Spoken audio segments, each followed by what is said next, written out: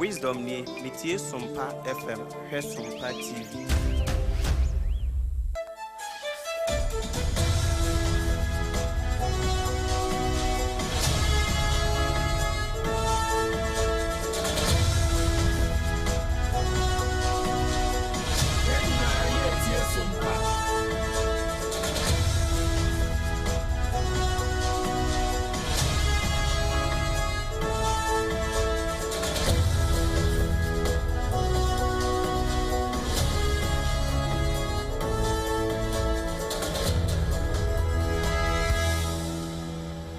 Ghana this year nyame ehiramo yemamu nyina finhyiapa esanso mamakwa ababio edeba Sompa 106.5 FM we wonkran dome Watermelon Street hwa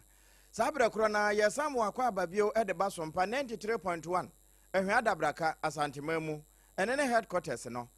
ayiko 100.9 so ede Sompa kese ma asantema Merry Christmas sabre kro na udu atoema ntemu 101.1 Sompa takwa wono so age edi amade hye wo ho nyina tituru wono ma etwa won so mpa kunafo achade a nyame de che afi ofrum de dikan na yede ma ewo Sompa low cost ho takwa de 103.3 wono ma ewo doma so fa bi Sompa 101.3 FM manim asase paso eno wo bono afam na bono ahenkuro ne 98.9 laji be kwa na abro samu na poku piesie fa asamoche ene manager ebi waimo Make say enya adaje ni posokra e wo bono mamu ho edidem 90.7 ene yankransa bono East FM Papa Toast manager Bafo Steven ene abawasara no mapamfunu nyina eno ana wo mode di bronya na uduru techimai bono champion dedu akwa eya bono East ahinkro nso 106.1 FM eno ye Sompa kro na new site ho brother Philip mo ene kwesi eno ana wo mode ya asode sada ene oba pa no eno ana wo mo faneta systematic press we ya make no abusua ukọ animu nwoma no so a ya nya mu emfa ho so uchinchima bi ho so wonya ene e ka ho na bra Facebook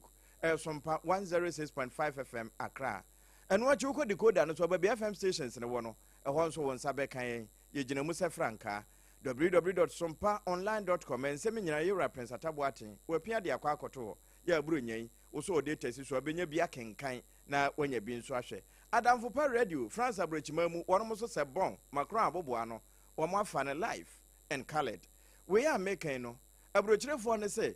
Facebook no de no aso na abribia wo mo gina ene YouTube no ofakwa kudo nyina mo wo Ghana wo abrochiro ni nyina wo hwebi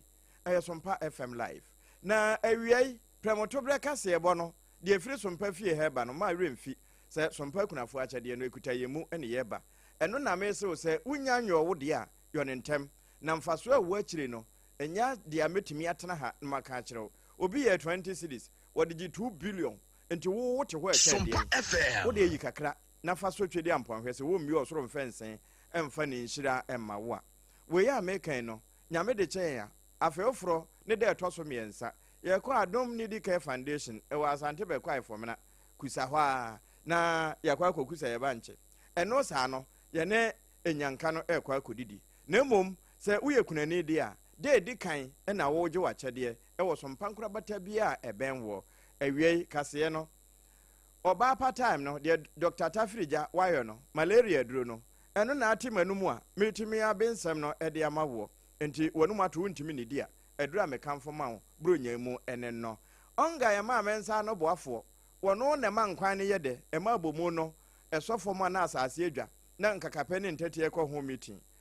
promasidofo wo monsa no adwuma ne bia na we de ye de yenkwa FDA nso age atom se ye papa enti yemfa ne sebrato awie wo kan yen ho endpoint homeopathic clinic Dr. Kwaten ene Dr. Dubuaten wo mo se wa yare sakwan no ayetentente sanse uhu endpoint ntia anka point no ano no wasi enti se wo kumase ne na afa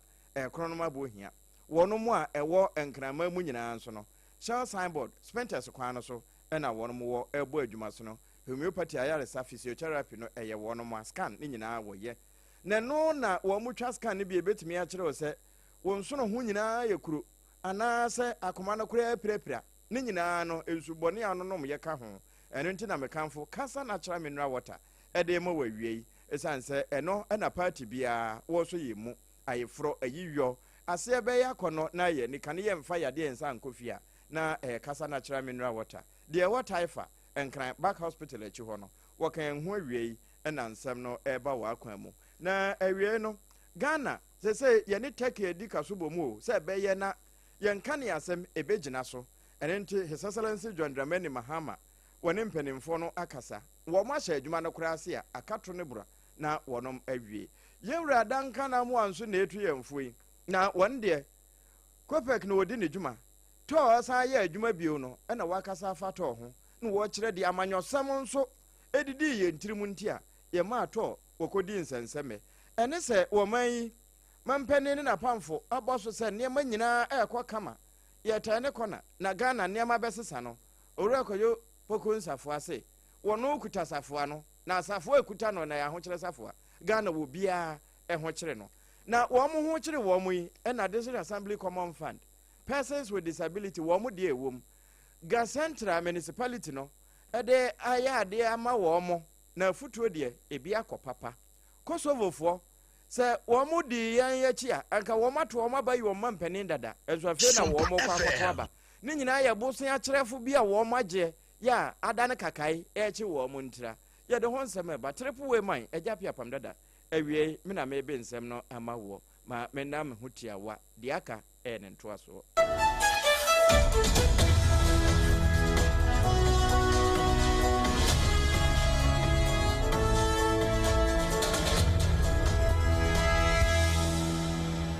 afi ensem no enie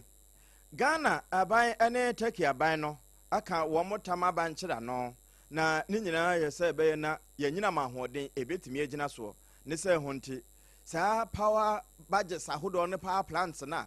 kane ne yewobie ewo man mu no Turkey fo ne yoyi na no so mampani His Excellency John Dramani Mahama ne fa edikan no na wode saa nhyehyɛ ne ba ya ewieye abandada no kura be pagye mu fandi kokosi asantema mu se de be na ho nso nkane a ebetimi agina so na ansa na no ba no mu na nadun so no bakese pa ye de ye nchia kura na ye madun so no wo magye so ya Mahama no sesei mampani ba ne ma ye toso mienu sa dum so no ye nhu bi adwuma no nyina eguso a ekoso na eno na wo mo chese encherewa no wo mo sa miemiemu se de be ye na ebegina ne na so pa na ni nyina mu no wo mo ne Turkey na yes anhyehye no na we nso no Axa Energy na wo mo no wo mo ayesa adwuma enti we wo mo ewo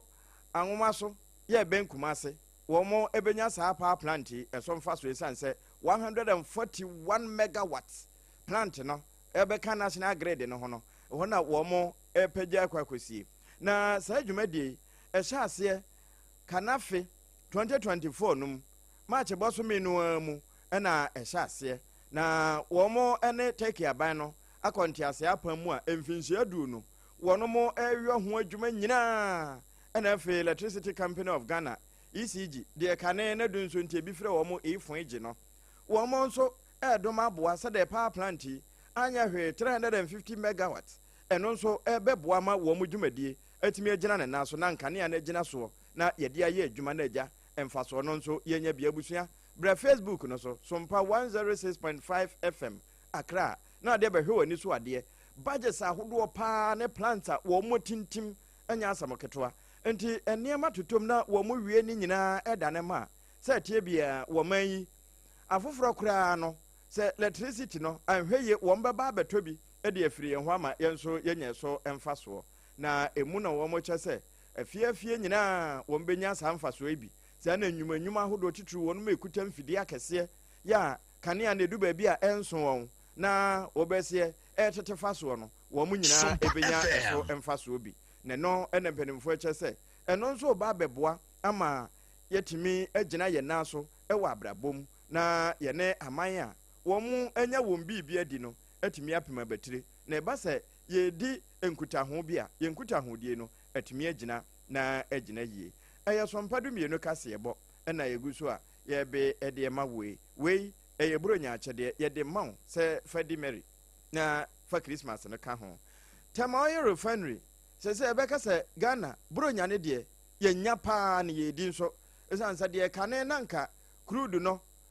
bra na yentu bi wo ha yentu petrol no na ye nane bi ye kokra crude no ba ne ya nane na fe ya paso yayi kresin na firim yayi de aposokofo wo mo de kopo no eno nso yayi na yayi aviation fuel ene ne ka ho gasoline nyina yebeyi na yaba benye ye diesel ene petrol yawie kura no se yenwu ne yayi yanka de efra ne ngubini no eno ne coatade bitumi ya yede egu ya kwan no nti eno san ba setene mu no ba beboa pa ama nema atimi agina ne naso na omayi nso no ye pa ye ho a yetimi hu yasene mu yie na sansemi ho no ena mpanimfo bebo amane yese to no wo mo de bosome be se miensa etena ho ye adwuma bia yese wo mo yo epraprem babi awe na de kyene nyina wono mo epepa isiesie na botu a ne no to atutuo nso wo mo ede foforo ehyehyei ena papo no de ho atechema nyina wo mo asesa no ende ese de egina ne naso paate se papo ne nan na ode bo break no na eno na wo mo kyese sesei wo mo hye wo ma hye adwuma na ase akora ne sa na wo mo yo ne nkakra kopem se ebeti asibunu mu na ebetimi anane ne dodo mu pa ma emfaso na ye hwehwe no ye nsa betimi aka na sansemi ho na owura dankana mo a wo ye executive secretary adema Sompa FM mekere consumer ifo no na wono nso di bi ba beto so kyese to ne de ba ebai wakasa anya ne da no woboa eye ne de papa na ye ne de nyina no Ghana nso ebe ye obi ade esanse bra na ye kra bibia firi amanone no se bitumi a obekra bibia obekra empo yen ye tu fangu bia nka yese ye noa no ha ne ye danso no na ye pagya de kwa amanone eho obese duplicate sika nyina yen ye ka ye wie ne ye san kofa ba eno nso ye ka enti ya pa adwuma e de ama ebi mo wo mo wo gafo ho ne Europe amamu ene wo no mu a yebeka so wo de wo yire no wo mo ye ho adwuma pa no ya pa adwuma de ama wo mo na yen ka ne yebo. So this is what it means. Important finished product, which is petrol, diesel, kerosene, aviation, kerosene, a host of petroleum products that you would need the foreign exchange pay for, which is the dollar. So if there's pressure on the dollar, bear in mind that the CD will come under pressure because the petroleum importation space would require top dollar to be able to pay for that importation. What that also means is that we are paying refineries across Europe, the Arab region, Amsterdam, Rotterdam, Antwerp. We are paying refineries in the Gulf. Mind you, what it means to refine is the crude plus what you call tolling. And so when you go to buy refined products outside, what it means is that you are paying for the crude, you are paying for the refining, which is the process of converting the hydrocarbon to finished product for your people. Yewra Duncan Amwano no wano na woye executive secretary edema Kopek no na ewie wa mananso ene wo sande to aso ebe che se nya amanyo santanta na amanyo niwa bia ye fa hyehye na ema to jinsemu a wo hwe 1998 99 ho na to eboa papa eba oman de ye frɛ ne GDP a ebi no wonte ase o ka se eno kire GDP rekono gross domestic product oman ye boaboa ye hu ye sikasam ne ntotoye no to nko a na ema ohamu nchemu nnum ya no kura no se ye boaboa no a anka IMF ho kura no ye kwa akoye de ne yakwa akopɛ bosia ndi sa bra abai no ye nya e ya adenya kɛse. So this is what it means. In the late 90s, 98, 99, thereabouts, Sema Oil Refinery single-handedly was contributing 5% of Ghana's GDP alone. And then due to our overbearing politics, instead of handling the place as an economic concern, we went in with politics, overstaffing issues, redundancy issues, not keeping the plant working as it should. And so we bring all to its need, and that will mean we have to import everything we consume. I am happy that the refinery is now back to work or operationalized. What it will mean is that they are currently about 28,000. That should be about 28% of our net national daily need or demand. And so it will mean that we will not have to import that volume of petroleum product using top dollar. You are scaling back about 100 million, if not more, because you have a refinery that is probably working. Yewra Duncan Amo Executive Secretary Edema Kopeke ene kasa yi. Ni nyina ye to ya esanso aba setena bio abaye adwuma ede aboama wo man yesika ye boaboa no ebe gina ne naso na ye gya bosen aba ye bo ede edidie ye da so gina sa wɔman ne ntotoyɛ ne sikasɛm sɛdeɛ ɛsi kɔ ho na pani bra 2023 hɔ no a sonoma no ba bɛpɛ sɛ yɛmmɛto aba na wɔn enyi wɔn mpanimfo a wɔbɛkura frankaa no wɔn sɛ wɔtwe ne ti bi paa santema mu ɛna wɔbutuo ɔrɔ akwadwo poko nsafoa na wɔn deɛ sɛ kii ne kura no kii no nso wɔde anante sɛ du baabi na ɔka na wɔn sɛ na wɔn ɛkra nneɛma ba no ɛna wɔn ma ade no mu yɛ den paa na wɔsɛ mampani ne napamfo sɛ sɛ deɛ nneɛma asesa economy no sɛ deɛ nanka ɛkɔ mani sɛ deɛ kɔbɔkɔɔ nneɛma mu yɛ sikasɛm ne ntotoyɛ adetɔn ɛkɔ yɛ nti buro nya ikura no yɛ dipa di ne enu hɔ deɛ wohwɛ nneɛma boɔ sɛ deɛ nanka ehuru kɔ a sɛ deɛ ɛyɛ no wɔ sɛ inflation yɛsɛ inflation a wɔsɛ deɛ aba fam nti sɛ wɔ 24 na obi sɛ ate ɛde aba fo a ɛkɔ anaa ɛnkɔ yɛso ɛkɔ na ɔsimo sɛ ɛkɔ deɛ a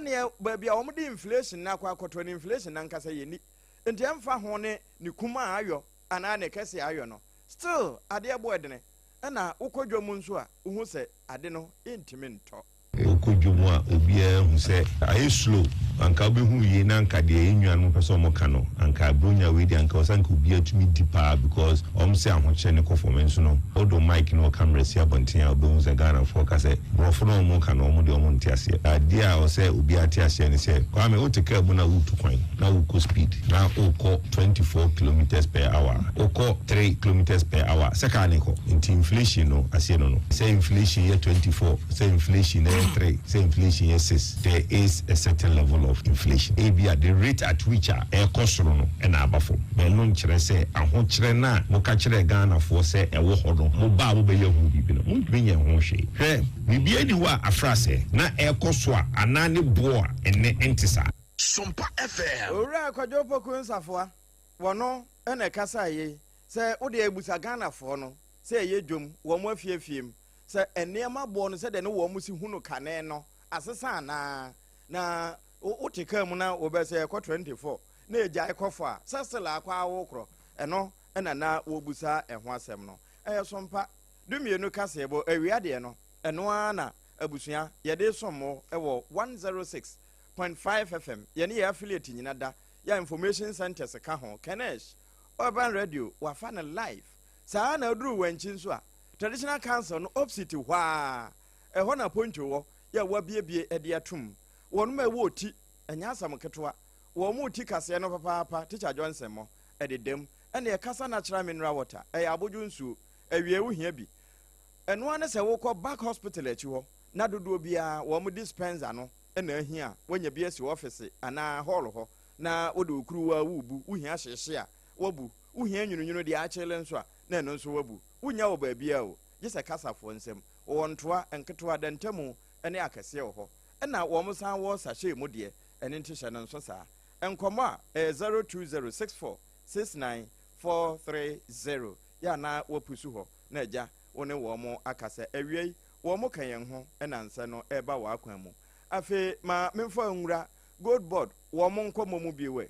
ɛnura ɛwɔ yɛ kasa ɛbɔ so wote sɛ owura samigya mfia wɔda gold board na no wɔba bɛyi ne ho ano nsɛm a IMF fofoɔ aka ama ghanafoɔ bi asɔ nsɛm no mɔwerɛ ebi asɔ ne tirinwi ne wɔn de nam ɛka ne sɛdeɛ wɔn ka no ɛno no wɔkyɛ sɛ nimɔ wɔ hɔ yi ntimu wa ɛtete wɔn ntoma nti ɛnura wɔbɛyi ne ho ano ɛkyerɛ sɛdeɛ wɔn si ka no ɛnyɛ saa na ɛteɛ na no ɛna saa nsɛm yi ahono no Professor Bopin wɔn nso aka bi wɔn no ɛba sikasɛm ne ntotoe mu a wabɛn paa nti wɔyɛ economist ɛna wɔn deɛ sɛ na futuo no wɔn mfa baabi a wɔde fa Bank of Ghana fo aboboa no sɛdeɛ wɔn ka na gold board ama Bank of Ghana abɔka ɛna wɔn ne yɛ ho ade a Ghanafoɔ ebi ka ne sɛdeɛ ɔteɛ na IMF fofoɔ nso bɛka yɛ ne yɛ tutu asɛm no srɛ ne abasa no wɔn deɛ futuo bɛma wɔn esan sɛ abandada na pɛn so ohunu sɛ wɔn de biribi baayɛ a ne yɛfrɛ no gold for yere sɛ gold for yere kura no ɛho akontabuo biara nhyɛ da ama nti sɛ gold board nso aba na wɔn aba abɛtoa so na wɔn deɛ ne deɛ wɔn ate gold board ɛde yɛ a ahwɛ yie yɛde bɛbobɔ adum ne adan nti sɛ ɛbɛyɛ na wɔbɛseɛ ahunu wɔn hunu ne mpire no soɔ no ɛwɔ sɛ Bank of Ghana etu ne hofoɔ paa na wɔtoto ne nneɛma yie sɛ de bɛyɛ na sikasɛm ɛne ntotoɛ liquid no ne deɛ nkɔnkɔwie towards the end of 2023 thereabout, they had raised issues about the gold for oil program, and thankfully that had been discontinued this year. However, if you look at the whole domestic gold purchase arrangement, the backstopping arrangement in terms of the funding, the absorption of the fees of the aggregators, the agents, and all of that, which shows as losses on the books of Bank of Ghana. Certainly, the fund will raise an issue with that. Of course, somebody could say this is not huge losses and all of that, but the whole issue is our understanding is to situate this arrangement within the whole concept of both theoretical and operational independence of the central bank, so that the fiscal side does not impose burden on the monetary side as a way of compromising the operational independence of the central bank. Professor Bape no ono ene kasa yi Sompa 106.5 FM Accra enti afutu a wode ma wo mayisi kakrabia Batai Bank of Ghana ena yekofa edema we abusua yedasoa ejina mamrenum Sompa 106.5 FM Accra malaria entenatena se emma enchewo nkonsedo eba ne sa na akwa amotwintwa wo mpire no nyame nso bebusawo anhwe ye heaven ho wo mmen kra na de malaria na akwa akosa na bofo a won wo ho eno se enti ena nyame na Dr. Tafrija so waye malaria duro tatahwe se yemfa eno entu enyare wase ye frɛ ne time herbal mixture ewie ye no wasa ye ba akwa beka ho a ene de etese de wo to fasu ede afa ho aba ho ba afiri nyare wa ho no ene time herbal mixture no emma ne de ehunu de ewom enti wo mo fa ne se brato eno nti na mekamfo ma mema ne se mo nso mo ne wo mo ensi agan na eba se wo mo no nom na immune system ni nya hoodin gina so a mo nso mo de agina so wo mo de si a motimi atwa eno ekutayi mu awie wo de fa homa 0244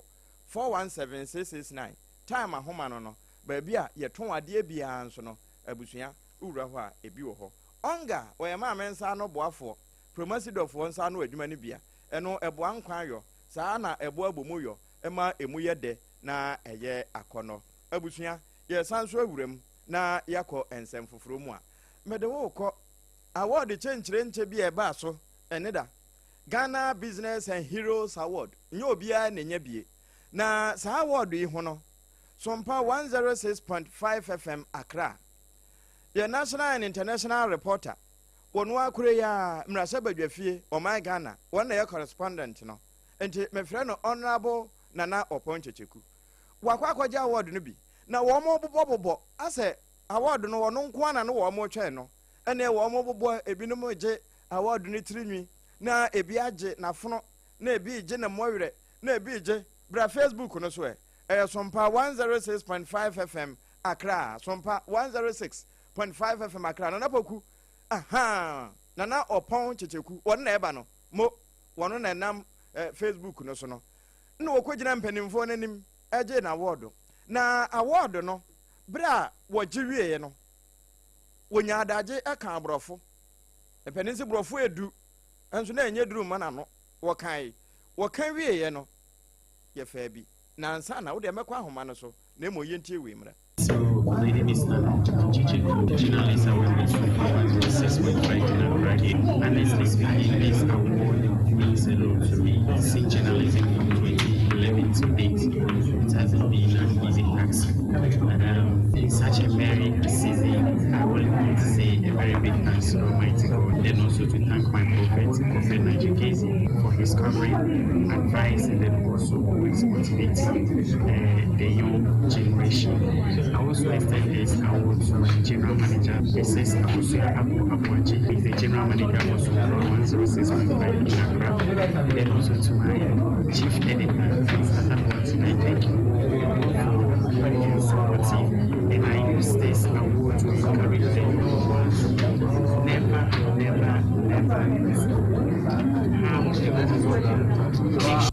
Nana Oponchecheku and artist and workers ano. Award na woje ye wo hwesika okọ pa tim soro kese no omo de gold na ayo soro no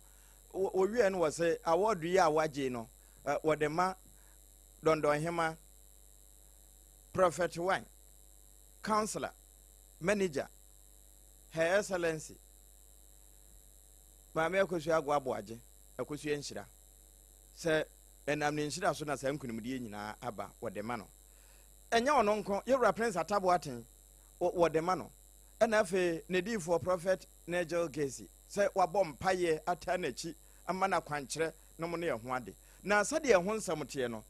mɛsi ɔpɔn mfa nkɔ asɔre mmra na wɔkɔ ba anwummere a ɛne ɛpɛ ya so ɛne ɛbɛdi ho nkɔmmɔ bere a wɔsɔɔ mu no sɛ ne si yɛ no na wɔgye awɔɔdo no wɔ hɔ no wɔno akoro yɛ a wɔayɛ sɛ mframa wɔbɔ baabiaa na ga Central Assembly no wɔnom nso common fund no kyɛfa ɛkɔ ɛde persons living with disability na wɔn mo adandan so ɛde yɛ nneɛma ama wɔn sɛ dɛbɛn na wɔn kɔtena kwan ho nsradeɛ ana wɔn mmedi nwie ma ne nsa na wɔn nsa mɛbɔ sundwetire nti ebi mu nyinya nneɛma ahodoɔ a ɛde sika bɛbrɛ wɔn daa ne daa ana yɛfrɛ ne sɛ sika dua ɛno na honorable Emmanuel Arote wɔn na yɛ aban krakye panin wonya adagye ɛkyerɛkyerɛ die nti a wɔn ayɛ sɛ adwuma yi for us to support them with income-generating items. We are pleading with our people. If you are a person with disability in the center, we don't want to see anyone standing by the roadside begging for us. That is the reason why we go around and talk to you and ask you what you can actually do in terms of any business idea that you have. That is the reason why we have bought items based on the needs assessment. Some ask for big business to sell ice cream, what we call the pure water. Some also ask for big business to sell fish or the post business. Others ask for other items like charcoal so that they need to rerun their cattle business. Others also ask for this to also rerun their drinking business and so on and so forth. We are asking, dealing with them, that they should make sure they put all these items into good use. Put the items into the income generating activities so that you can be self-sufficient. We are Futua, Honorable Emmanuel Alote MC Edemaga Central Municipal Assembly no. Wade ma wɔn abiribinti wɔn di dem bra wɔn fa ɛwɔ common fund num wɔn ɛdandan so ɛde yɛ bibi ɛbɛbrɛ wɔn sika bra no nyinaa no na ewie National Council deɛ obesi wɔn nam every persons with disability hɔ no ɛwura Joshua Ado wɔn nso ɛde bi ka ho. It was 3% before the current government, which they have increased it to 5%, which I think it is very good. It is very, very good. But the only thing I will plead with the current government is that we have the state agency for disability matters and systemic inclusion, which is the National Council on Persons with Disability. In quote, we will say that is the government arm for disability matters. So they should route all these monies through the council so that the necessary checks will be done, and then the GFD serve as a civil society organization. They could put pressure on government or put pressure on the council for the right thing to be done for. Orajo Suado, one no waka woma edi dem no ho na mpanimfo no bia dwumade na ase no wo ho abusua ye wie kase no na sa wate Kosovo nka wo ye do beko Kosovo ne yakwa kwedi wasem wo mo to aba ene na abato no koso di wo mo ni abre pa esanse Prime Minister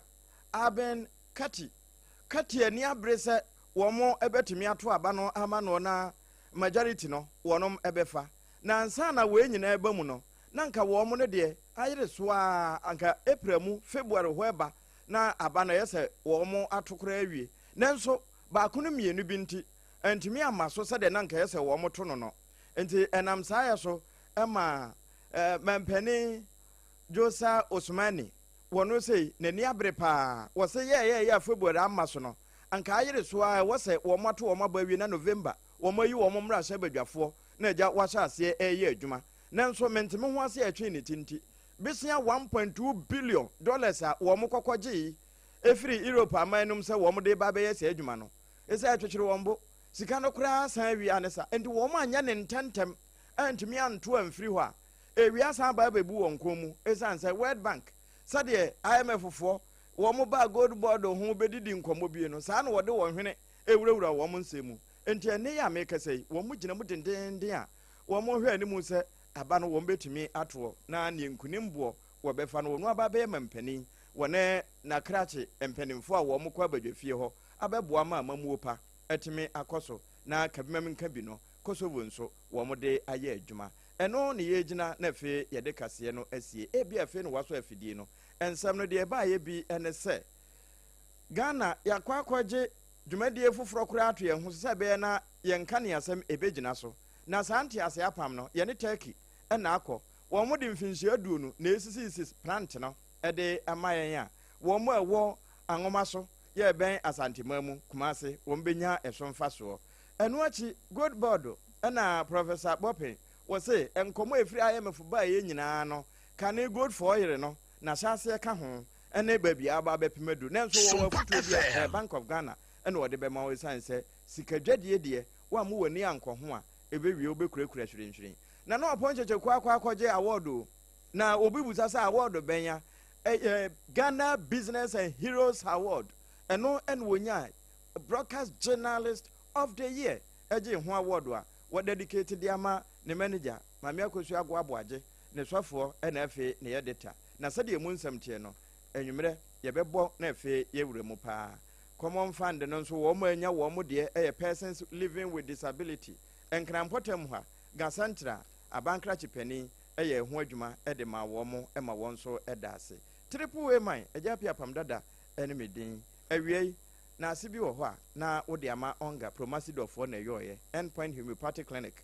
wɔn wɔ shell signboard ɛna afei kronoma bo hia wɔsa yɛ adeɛ paa sompa kunafoɔ akyɛdeɛ no abusua 1st January ɛna yɛbɛkyɛ adeɛ no enti wo deɛ mmaayɛ a mmɛmmra ne nyanka akyi ketewa bi ansua ɛna ma bayifoɔ wi akoram no time herbal mixture ɔbaa patam no ɛwɔ dwa so baabi ɛtɔn aduro bia ebi wɔ hɔ ɛna afei kasa natural mineral water wɔno nso ka yɛn ho a sompa nkran